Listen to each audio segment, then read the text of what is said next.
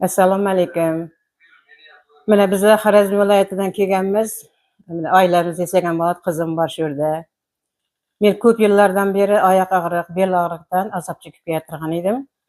Mana 7 kun bo'ldi bugun bizning kelganimizga. Mening ahvolim yaxshi. Men hammani ana shu klinikaga chaqirib qolar edim. Doktorga borib, ukol, dori olib, operatsiya stoliga yotgandan ko'ra, mana shu yerga kelib, erga chaqirib davolangan qulay. Bu yerda hamma qulayliklar bor. Issiq ovqat 3 marta. Hammasi yaxshi, oshpazlari yaxshi, muomalalari yaxshi. Shirin muomalalari bilan ham davolab turibdi bizlarni. Men hammalariga ming-minglarcha rahmat aytaman. Qilgan xizmatlaringizga rozi bo'linglar. Qo'li ko'zdan dard ko'rmasin.